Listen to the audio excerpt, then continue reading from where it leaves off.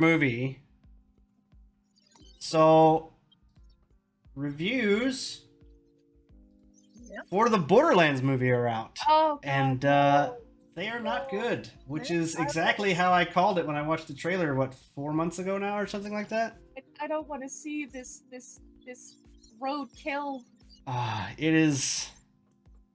Yeah, I'll go ahead and read this is from IGN. IGN gives it a bad review. It's bad. Oh It's my real God. bad. You So ain't joking about that. I'm gonna look away for this. This is painful. there is no such thing as a video adaptation curse. There are awful video game adaptations. Take Borderlands, for example. Eli Roth's hideous as sin recreation of Gearbox Studios' beloved looter shooter franchise belongs on the scrap heap.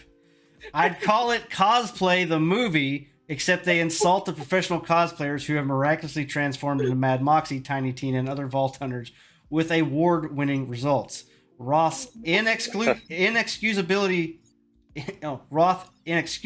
dull, one-dimension chore of a movie captures none of the creative chaos, exploration, or action-packed hilarity of the games that inspired it. You could tell from the fucking photo. How are they surprised? Oof. So, Chuck, I will give you a rundown here. Let's see if I can blow this picture up. I cannot. I don't know if you can see it. Yeah. I'll show you here the cast. Movie adaptations of video games are always very like Touch and go. Touch and go, hard to do. What's up? But Hi, if you Brittany. love so bad, both the Hello, critics and the fans hate it, then you're done. Oh yeah. Country Boy coming in with a tier 1 sub. Thank you for 6 months. Country Boy, welcome in. Welcome back, country. I want to find an image of the actual thing here. Come on, load. Load.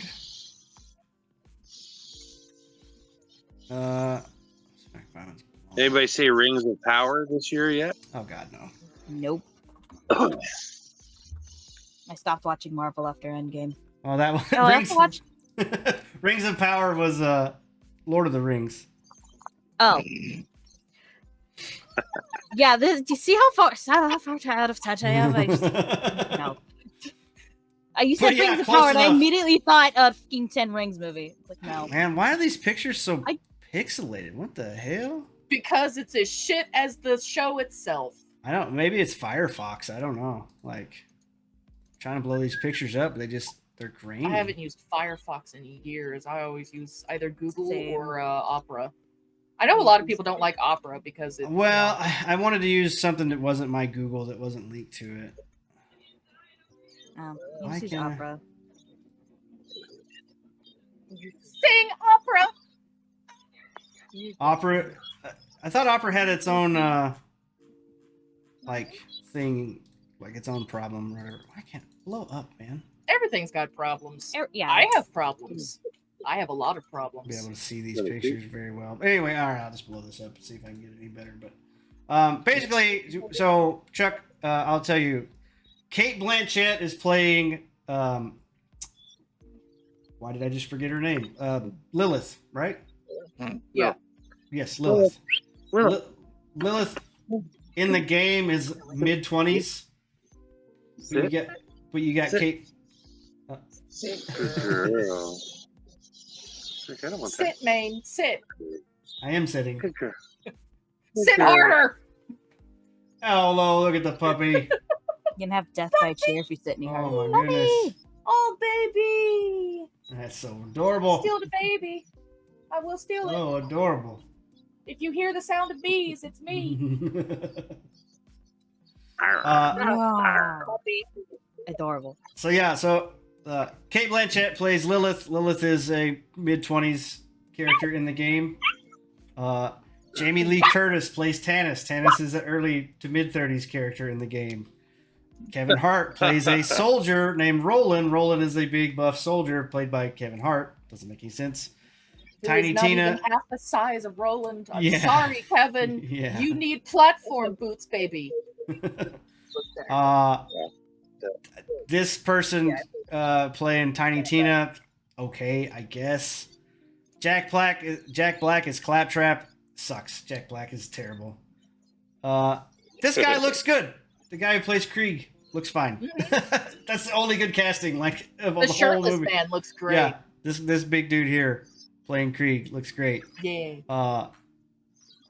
Yeah, they didn't really try with anyone fucking else. Their casting was bad. Like I called it at the beginning. Their casting was shit. That's how Hollywood is anymore. Yeah, well, and the thing is, like, if they could have just the device they could have disconnected. just called in fucking cosplayers, and they'd have basically done it for free. Yeah. There you go. The costumes are already made. Look better. I mean, just probably acted better. Cosplayers would at least be close to the source material because they love it, you know? Just go to Borderlands TikTok and scroll for a bit. You'll find the perfect casting right there. Yeah. I just don't understand why they keep giving these roles and movies and shit to people who don't care about it. No. Why do you think you're going to want a full money? Because they want a full A-list cast. Like, well, no. The celebrities. A-list cast is one thing. Why are they giving it to the directors who don't care about them to make? Yeah. Because you can act your heart out, and I mean, it doesn't matter if you know the thing or not. If you can act good, then that's fine. But it's the stories themselves that are coming out as hot, fiery garbage piles. Yeah. I went through Eli Roth's IMDb or whatever, his like filmography stuff. Hostel was the only one that I've even actually heard of. I've never heard of any of the rest of the movies that he's done. In the ones that I did did not come out very well. I think his only like big major role was what was the Bastards movie, Inglourious Bastards. He played in Inglourious Bastards alongside Brad Pitt. That's really like his only role that even sticks out to me. And there was an interview with him. Is like, oh, and I quoted it on Twitter. Was like, it's like, yeah, Eli Roth explains how the movie is not going to be canon. I was like, Eli Roth explains how the movie is going to bomb in the box office.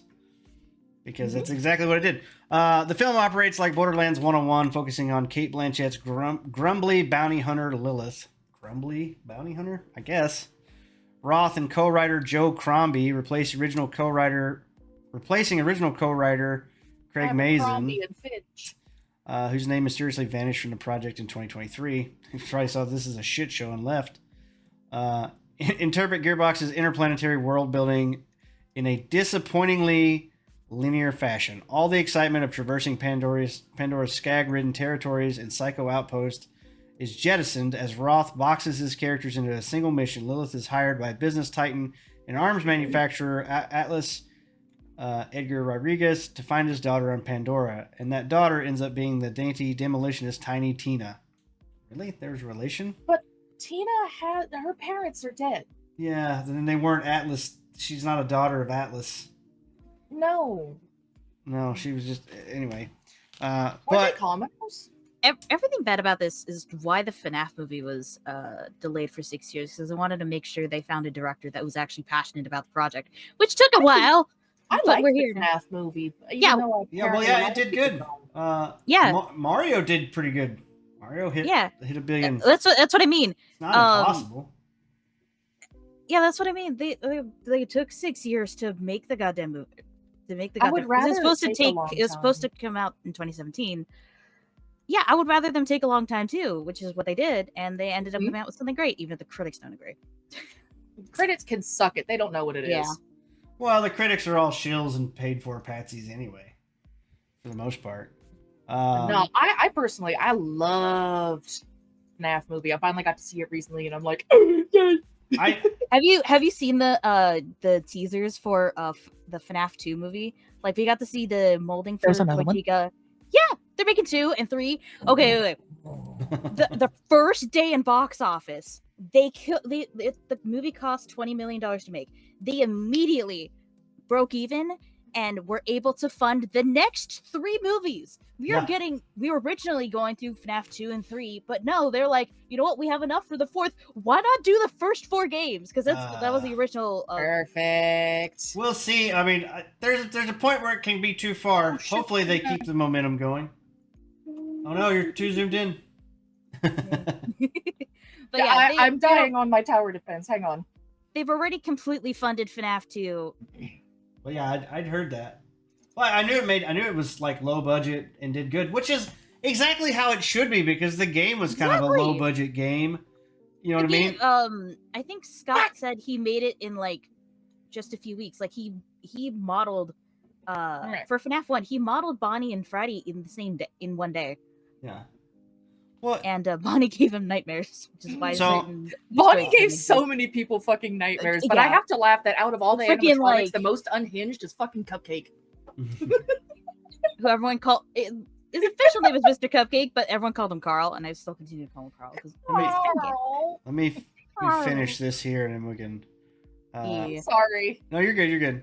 I just wanted it before my brain skips out on it. Lilith's objective isn't just rescuing Tina from former mercenary Roland.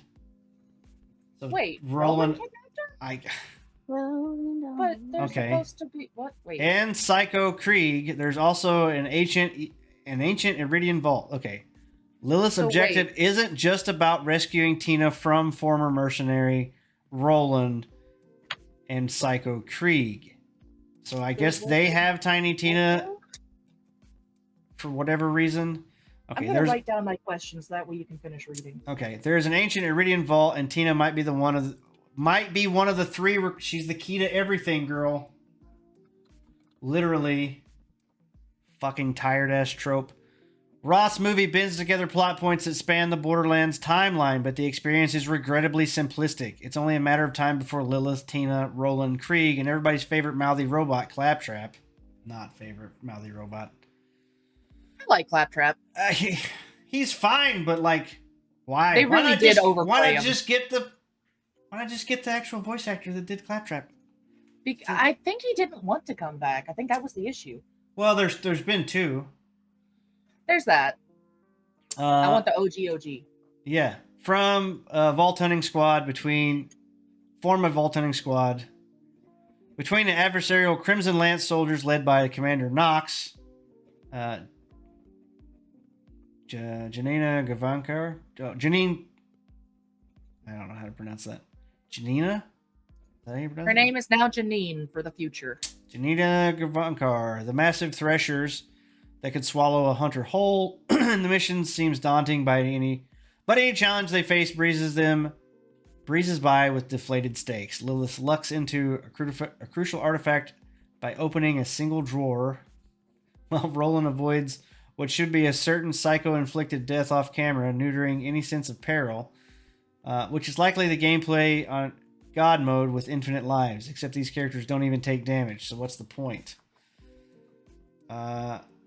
The internet is full of Borderlands fanfiction, more inspired than Ross Vanilla Nostalgia Fest. He directs action sequences like he's posing the action figures, instructing Blanchett to posture hips cocked as if Lilith were a dystopian marauder Barbie. The characters' costumes are always pristine despite enduring battlefield wear and tear, explained by the silly electric shower gadget that eliminates stains. The question would be really cool if it seems to be the most thought anyone put into Borderlands, and the answer is frequently no. Ross Production doesn't genuinely invest in the universes Gearbox has built, so why should we care about the emaciated excuse for sci-fi adventure? Sure, you'll ride Marcus's Benjamin Byron bus, spot Doll, Echo HUDs, and Gander Pandora locales like acidic caustic caverns, but that's all spoon-fed familiar and filling a single rice cake. Oh, it's all spoon-fed familiar and as filling as a single rice cake. Visually, Borderlands is one of the ugliest studio releases you'll see this year. Even in IMAX, Pandora's dusty digital backdrops resemble pixelated vomit. Jesus. This is an early scene where the bunny-eared Tina tosses explosive stuffed animals at Lilith from above, and the green screening of Greenblatt atop her junkyard perch. Greenblatt atop her junkyard perch. Even attempt to believably plug Tina into place. Later, the Atlas confronts our unlikely heroes like Roth shot them against the LED wall to show low-res YouTube feed. The game's cel-shaded, pleasingly pop-arty aesthetic is one of their most attractive features, so why would you drown the movie's opening sequence in dimly lit murk? At least the wardrobe department nailed it. The ensemble's outfits, which burst with signature colors, but even those look like trash against the washed-out eyesore landscapes. God damn, this guy is ripping this, ripping this shit apart. No kidding. Outside of Greenblatt, playing the explosives addict, clearly modeled after Harley Quinn.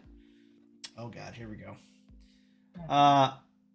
No one on screen appears to enjoy themselves, especially Blanchett. She's the correct choice for Lilith, but plays the gunslinging. She's the correct choice for Lilith? What the fuck? No. Right. But plays the gunslinging mercenary with an eye-rolling ambivalence that translates into dry, disinterested performance. Kevin Hart plays Kevin Hart in a beret. Okay. Portions of Florian Montu's nonsense dialogue are inaudible, and Roth can't even coax a consistently funny claptrap out of Jack Black. Jesus. Gina Gershon's Mad Moxie. That was another shit casting, too. A seductive burlesque charm, while Jamie Lee Curtis' neurotic Dr. Patricia Tannis exists merely to rattle off exposition. The complaint here isn't one of Hollywood stars failing to properly emulate their in-game counterparts. It's more that Roth wastes their talents, treating the cast of heavy hitters like a personality-free eye candy for the fandom. In all honesty, Borderlands feels incomplete. Roth's storytelling rushes forward in conspicuous briskness. As the crucial building blocks were missing from the plot. Maybe those 2 weeks of reshoots under fill-in director Tim Miller shaved Roth's vision down to what we see here. Why else would Crom deserve a portrait in the end credits? Crom. Olivia Richards. Who the hell is Crom? Why does that name sound familiar? Crom. Mm-hmm. The name sounds familiar in part of the game, but I can't. Deserve a portrait in end credits. He's barely last minute cameo in the movie. Something that's not adding up. Gearbox's games are dense, expansive, and brimming in the freedom to get buck wild, whereas Roth's interpretation is like a preschooler's Guardians of the Galaxy coloring book. Verdict! Borderlands is an abysmal waste of beloved franchise that takes a kooky band of murderous misfits and drains the life out of their first adventure together. Eli Roth is no James Gunn, and this film has none of the lovable lunatics, awe-striking sci-fi visuals, and out-of-this-world storytelling that Gunn's Guardians of the Galaxy trilogy. The hyper-stylized flair of Borderlands games is replaced by one of the most superficial, level, and PG-13 rating, with all the limb-severing gore, dirty-minded humor, and uniquely deranged themes that are replaced by recycled blandness geared toward the mass marketability. And in the worst-case scenario, Borderlands movie goes against everything Borderlands stands for as a series. A miserable failure. I have so many questions written down. Lots. Giving it a 3. Borderlands is a catastrophic disappointment that plays like a hacked-to-pieces studio shop, betraying everything fans adore about Gearbox Software's franchise in a derivative, regrettable fashion. Matt Donato from IGN. He ripped into this shit. Yeah, I have a few things too. Go ahead, Nemo. One of the first few questions I wrote down, Tina is the key. What the fuck? Is she a siren now all of a sudden? I know this. There was no mention about siren powers either. Oh yeah, that's something I forgot to put down. The next one, why is Krieg working with Roland, and why the fuck did they kidnap Tina? As far as I remember, Roland really did not like... I mean, wait, we didn't even get to play a game with Roland and Krieg together. No. So that makes no sense whatsoever. In Krieg's backstory, he only becomes a Vault Hunter because of Maya. Yeah. He sees Maya, adores Maya, and like his Look out, pretty lady! Yeah, his inner monologue. Like his inner monologue is like a coherent person, but he's like he can't voice it or whatever. I love Krieg. Krieg is awesome. But yeah. Basically, his only reason to becoming a Vault Hunter was because of Maya. Mm-hmm. So the fact that he's working with Roland makes absolutely no sense. He would Yeah, sooner kill him. why make Krieg? Why not put Brick in? That was one of my questions. Why the fuck do you have all of the other original cast, but you don't got Brick? Yeah, well, you don't have. How You hard have is it fucking, to find a fucking 7-foot tall muscle man? It's not. Well, the guy playing Krieg could have played fucking Brick. Exactly. I'm taking that. He's a little skinny, but you know what? I'm taking it. And why put Tannis in like as the fucking Vault and Tiny Tina? Like, there's no Mordecai. There's no Brick. There's no Marcus. Marcus is in it. Marcus is in part of it. Marcus is in it. Yeah. Okay, I have heard no talk of Marcus so far, so that was one of my other questions. It said that you see his bus. Marcus's sure you'll ride Marcus's bus, spot Doll, Echo HUDs. You know, you'll see these things, and so Benjamin Byron Davis plays Marcus. Okay.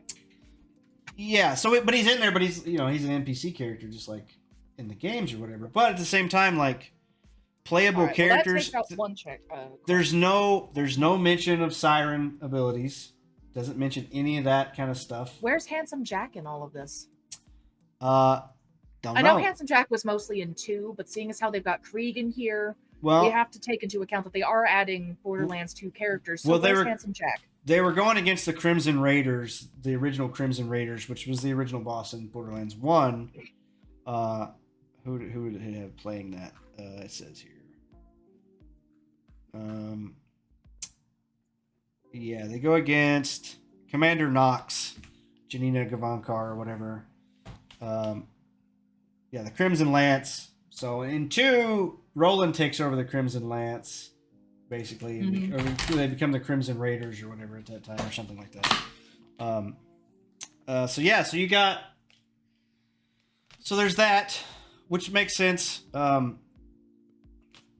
Nobody put a fucking Scooter in there. Could we not have a Scooter fucking cameo, please? Shit. Not even one catch a ride. No catch a rides. How the fuck are Tiny Tina's parents alive? Well, that's the thing too, because they basically changed the story on that, saying that Tiny Tina's father is Atlas Bigwig. Did they say the name? Atlas Atlas. The guy is just Atlas. Edgar Rodriguez or Ramirez to find his daughter on Pandora, and the daughter ends up being Tiny Tina. And Tiny Tina's parents were just like basic soldiers or explorers or some shit like that, like they were scientists or something, like in Tiny Tina's backstory. So they changed her backstory completely.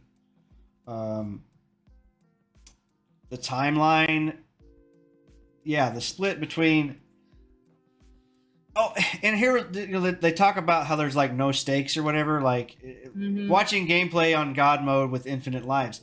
Why not put the fucking the remat system in there where you die and you get like rematted into the game? That would be an interesting concept for them to try and explain. Yeah, well, but what was that called? There was a name for it. It was a Hyperion like clone something or whatever. I forget. Revive. Yeah. Revival port or something. I don't quite remember. But that also brings up another one of my questions. They keep mentioning Atlas. I've heard no mentions of Hyperion or any other company. Right. Well, I think there's mentions of them, but like I said, like they said Doll, Echo HUDs or whatever. So there's probably mentions of them, but it's looking like Atlas is going to be the main. Yeah, because there's Tedior and Hyperion. Shit. Now there's all the different, they're all weapons manufacturers basically. Exactly, and it doesn't make. I mean, while I can understand for a smaller area, having the manufacturer have a monopoly on that area, the fact that they're on Pandora, there are so many areas that intersect. So it would be an open market for the gun trade there. Yeah. Well. Okay. So yeah. Lilith lucks in the crucial artifact by opening a single drawer. That's just exposition to take, to save time or whatever. While Roland avoids what should be a certain psycho-inflicted death off camera. So they should have just killed him, but they said it's PG-13 or whatever. But then, like, off camera, he should have died and then, like, respawned at one of these, like, respawn points in the game or whatever. And then, like, he looks at his bank account and it goes down because he was... Because that's what happens in the game. When you die and you respawn... That would be funny. It costs you money. So that would be interesting. Like, oh man, you know what? I'm down And to my. if anything, they could add stakes to it as well. Say if they wanted to change up the lore a little bit, and I don't think it would offend people too bad. Have it to where if they run out of money, they can't respawn and they're dead. Well, I mean, That would add that's some what form I'm of saying. stakes into That's it. what I'm saying. Like he gets killed and he looks at his bank account. He's like, man, I can't afford to be respawned again, or like I can't afford to get revived again.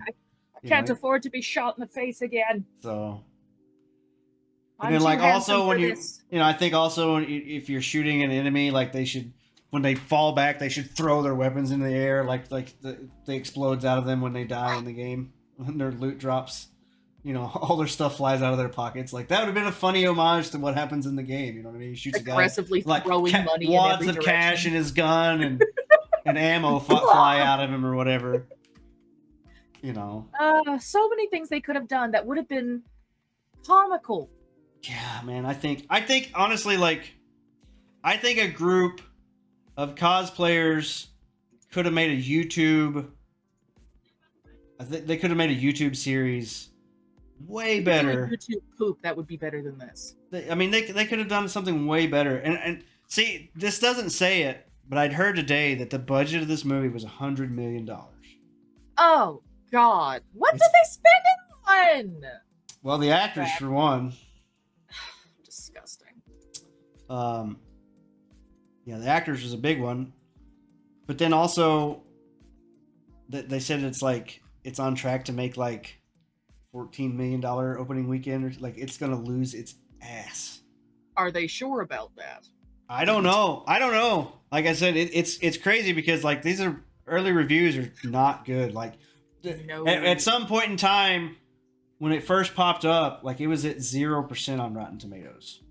Oh my God. 0% on Rotten Tomatoes. Let's look it up. That's hard to manage. You know that?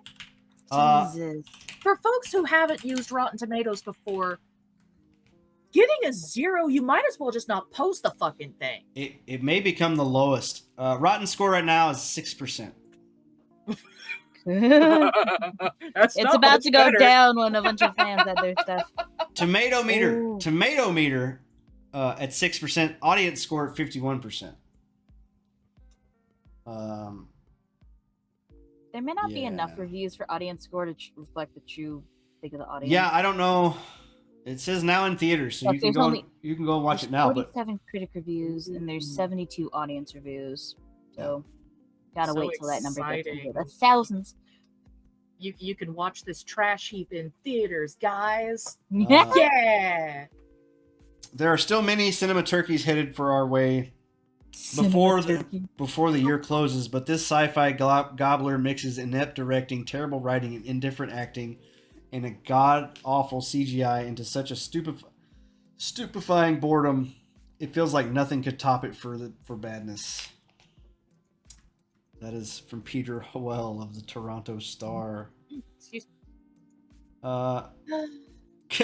Donald Clerk of Irish Times. Console junkies will find themselves involuntarily hammering an imagined X button in the hope of getting back to gameplay. No good. You're stuck with this wacko BS. No!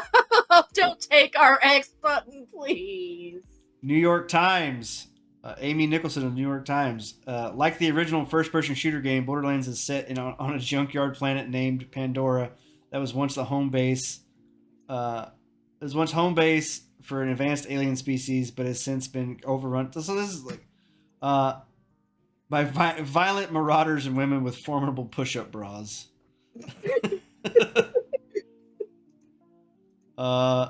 Sort of generic Guardians of the Galaxy knockoff, except it's set in a wasteland and without any soul, humor, or imagination. Choose Christopher Lord to film you up. Exotic.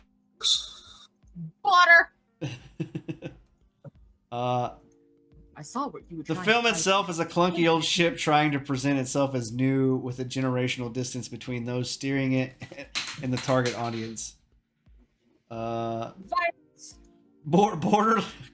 Carla Hay, Culture Mix. Borderlands should be called Bored and Bland to describe this slipshod movie adaptation of the video game. It's just a mishmash of mindless action scenes, annoying characters, and shameless rip-offs of Star Wars and Mad Max movies. Well, I mean, that's kind of what the game was. I mean, but at least the game was funny. Yeah, so... At least the first 3 were. The first 2 were... I liked the pre-sequel. Pre-sequel, I guess, yeah, but I mean, yeah, you talk about... So I count it as the first 3 games. Yeah, okay. 1, 2, and I pre-sequel, follow. because 3 came a lot later. So, yeah, 47 reviews, 6% tomato meter. Audience score 51%, fewer than 50 viewer ratings so far. So we'll see Sunday. We'll come back to it on Sunday and see what it looks like then. But I'm guessing it's going to be shite. It's going to be shite.